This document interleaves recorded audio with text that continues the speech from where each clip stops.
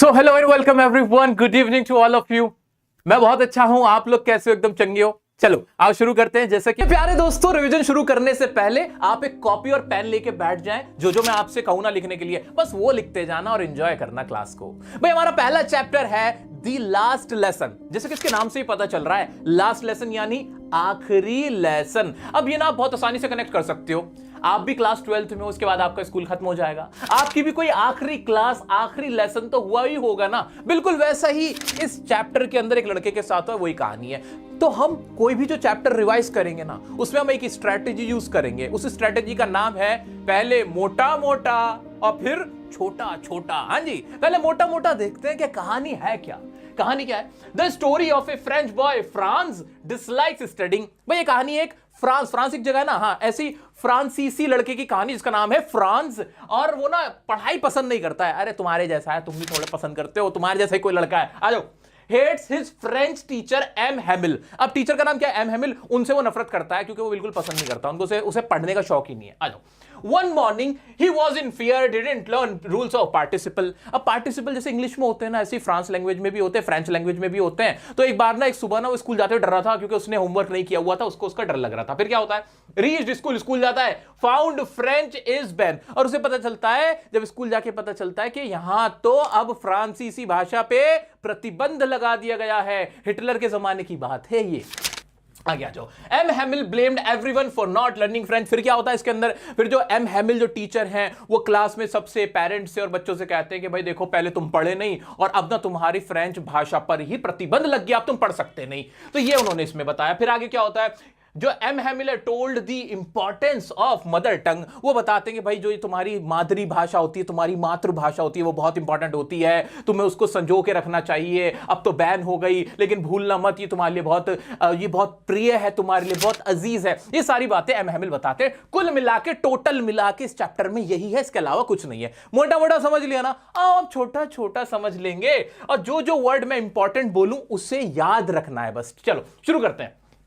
This is the story of A French boy named France. ये तो हमें पता है कि फ्रांस जिसे बोल सकते हैं हम, फ्रांस नाम के एक लड़के की, फ्रांसीसी लड़के की कहानी है ये। ही डिसलाइक्स स्टडिंग फ्रेंच, उसे फ्रेंच पढ़ना पसंद नहीं था। डिसलाइक वर्ड इंपॉर्टेंट है, याद रखना है। क्या डिसलाइक करता था फ्रेंच भाषा को डिसलाइक करता था। हेट करता था किसको? अपने टीचर को, एम हैमिल को। आगे बढ़ते हैं। One morning he was in great dread of scolding.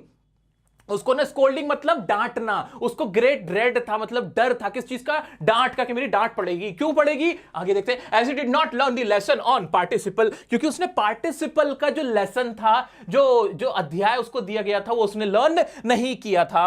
When he reached his school he found there was silence all around. जब वो स्कूल पहुंचा, when he reached the school, है ना, रीच करा उसने स्कूल को, तो वहां क्या था? There was silence. Important word है क्या? साइलेंस था। क्या था? साइलेंस था। ऑल अराउंड, चारों तरफ साइलेंस था।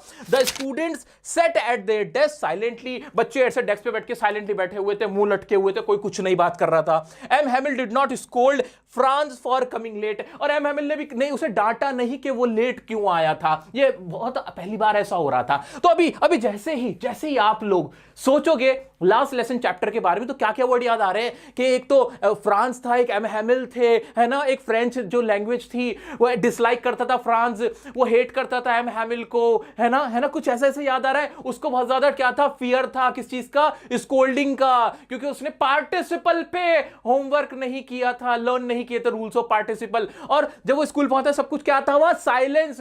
ही फाउंड साइलेंस। हर जगह से क्या मिलती है? Silence all around. बच्चे कैसे बैठे हुए थे? डेस्क पे साइलेंटली बैठे हुए थे। क्या ये इंपॉर्टेंट वर्ड याद आ रहे हैं? याद आ रहे? चल रहे हैं आगे बढ़ते, चलो जल्दी से देखते हैं आगे क्या है। हाँ जी, आगे देखो जल्दी से। He was wearing his beautiful dress which he never wore except on inspection and prize days. और जो एम हैमिल थे ना, वो बड़ी ब्यूटीफुल ड्रेस पहने हुए थे, जो वो सिर्फ प्राइज के दिन, जिस दिन प्राइज बांटने होते थे, तब वो पहनते थे। वो वाली उन्होंने ड्रेस पहनी हुई थी।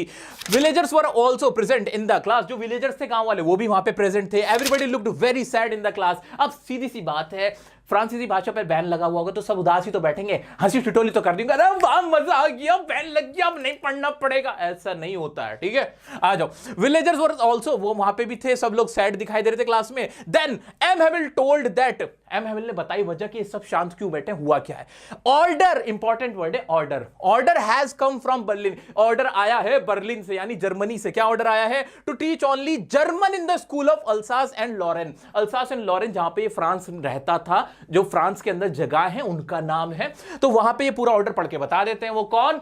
एम हैमिल। कौन है वो एम हैमिल? कौन है? टीचर है। कौन से टीचर है? फ्रेंच टीचर है, वो बता देते हैं। Alsace and Lorraine, important word याद रखो, अल्सास एंड लॉरेन, ये याद रखना है। Order has come from Berlin, मेरे साथ साथ बोलो, बोलो, हम रिवीजन कर रहे हैं, बोलो बोलो मेरे साथ। Order, an order has come, order आया है, हैज कम फ्रॉम, कहां से? बर्लिन से आया। That only German will be taught in France, कि सिर्फ जर्मन ही पढ़ाई जाएगी फ्रांस में, अल्सास एंड लॉरेन में, ठीक है। Franz got shock to hear this news, वो शॉक हो गया। कौन? Franz. He felt sorry for not learning his lesson, वो सॉरी फील करने लगा या बुरा फील करने लगा। He suddenly starts liking learning French, अचानक से उसको उससे पसंद आने लगी फ्रांसीसी लैंग्वेज। पता होता क्या, जब हम कोई चीज खो देते हैं ना, खोने के बाद हमें उस चीज का एहसास होता है, उसकी कदर होती है, उसकी वैल्यू होती है। जब तक कोई चीज हमारे पास होती है तब तक हम उसकी कदर नहीं करते, जब हम उसे खो देते हैं तब हमें उससे बहुत मोहब्बत होने लगती है, तब हमें उसकी कदर होती है, हमें लगता है काश ये वापस आ जाए। वही उसके साथ हो रहा था। आ जाते हैं फिर। He develops liking for his teacher M Hamel, और उसे एम हैमिल भी अच्छे लगने लगे। पहले तो नफरत थी, हेट करता था, अब लाइक करने लगा अचानक से। M Hamel blamed everyone for not learning their language including himself. M Hamel जो टीचर थे उन्होंने सबको क्या किया? ब्लेम किया कि तुम सब जिम्मेदार हो, मैं भी जिम्मेदार हूं, मैं भी अपनी ड्यूटी सही से नहीं निभा पाया और बच्चों को नहीं पढ़ा पाया। He said that the French language is the most logical and beautiful. अब वो फ्रांसीसी भाषा की तारीफ करने लगे कि जो फ्रांसीसी भाषा है सबसे लॉजिकल है, ब्यूटीफुल है वर्ल्ड के अंदर। He asked his people to protect their language, और उन्होंने क्या कहा कि अपनी लैंग्वेज को प्रोटेक्ट करना। क्यों प्रोटेक्ट करना? अकॉर्डिंग टू हिम, उनके हिसाब से, language is the key to the prison. जो जेल होता है उसकी चाबी लैंग्वेज में होती है। क्यों? क्योंकि वहां के लोगों को एक करके रखती है। One must preserve their mother tongue.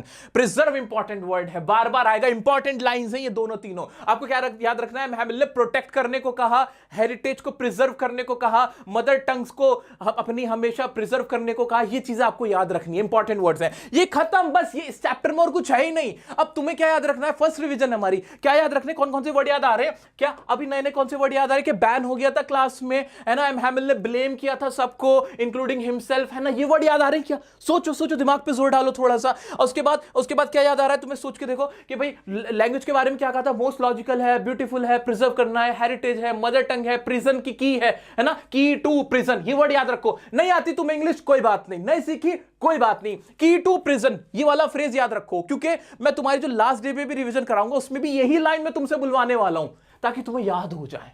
याद भी मैं ही करा रहा हूं तुम्हें, तो तुम टेंशन मत लो, ठीक है। तो ये जितने भी वर्ड, अब करना क्या है, सुनो, जितने भी वर्ड अब लास्ट लेसन चैप्टर से जो अभी हमने डिस्कस किया है तुम्हें याद आ रहे हैं शुरुआत से लेकर आखिर तक, वो वर्ड या वो लाइंस या वो फ्रेजेस, जैसे की टू प्रिजन था, ही ब्लेम्ड फॉर एवरीवन था, ऐसे याद आ रहा है ना? पूरे सेंटेंस नहीं बना पा रहे, मत बनाओ।